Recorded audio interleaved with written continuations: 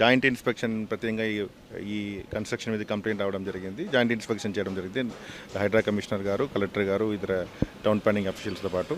So irrigation departments కూడా దాని ప్రకారం రిపోర్ట్ ఇచ్చారు. Then we'll take action, legal action as per the rules ప్రకారం తీసుకుంటాం. ఎఫ్టీఎల్ ఉందని చెప్పారు, వెరిఫై చేస్తున్నాం ఎఫ్టీఎల్ లోపల ఉందా లేదని వెరిఫై చేసి దట్స్ వై ఇరిగేషన్ టీంతో పాటు రావడం జరిగింది.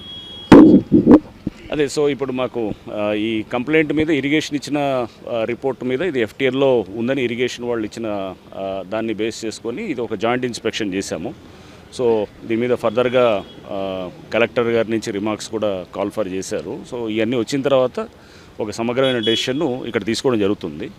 సో అంటే మాకు అర్థమైంది ఇక్కడ ఆఫ్టర్ అంటే తెలంగాణ స్టేట్ ఫార్మేషన్ తర్వాత ఈ ఏరియాలో ఎక్కడ పర్మిషన్స్ ఇవ్వలేదు వితౌట్ టేకింగ్ ఇది మన ఈ హుసేన్ సాగర్ దీనికి సంబంధించిన ఇది వాటర్ అది ఎఫ్టీఎల్ నోటిఫికేషన్స్ దాని గురించి అనేది అంటే అది డ్రాఫ్ట్ నోటిఫికేషన్ అయింది 2023 అని అంటున్నారు.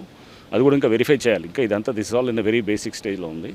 బట్ ఏదైనా కానీ 2014 to 23 మధ్యలో ఇక్కడ ఎక్కడ పర్మిషన్స్ కాలేదు. సో వీళ్ళు ఈ పర్టికులర్ ఏదైతే ప్రదీప్ కన్స్ట్రక్షన్స్ అది ఉన్నారో దీనికి ఇక్కడ కంప్లైంట్ మీద మేము ఎంక్వైరీకి వచ్చాము. ఇరిగేషన్ వాళ్ళు ఆల్రెడీ ఒక మాకు ఇచ్చినటువంటి ప్రిలిమినరీ ఎంక్వైరీ రిపోర్ట్ మీద ఇక్కడికి రావడం జరిగింది. అందరము జిహెచ్ఎంసీ కమిషనర్ గారు, నేను, కలెక్టర్ గారు, town planning, irrigation engineering team అందరూ.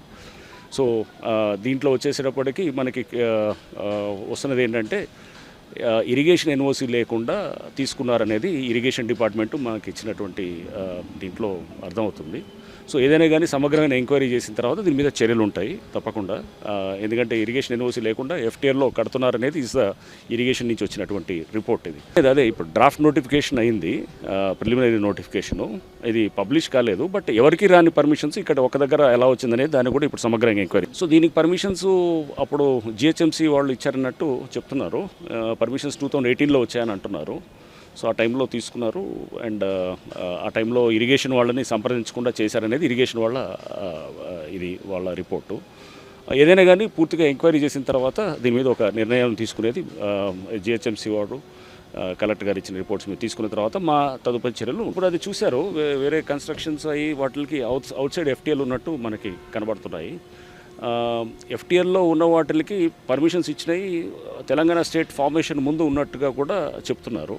సో ఏదైనా కానీ కూడా ఇంకా ఇది ప్రిలిమినరీ దిశలో ఉన్నది. బట్ ఒకటైతే కనబడుతుంది, ఇరిగేషన్ని అప్పుడు లూప్లో పెట్టకుండా పర్మిషన్స్ తీసుకున్నట్టుగా అదైతే అర్థమవుతుంది.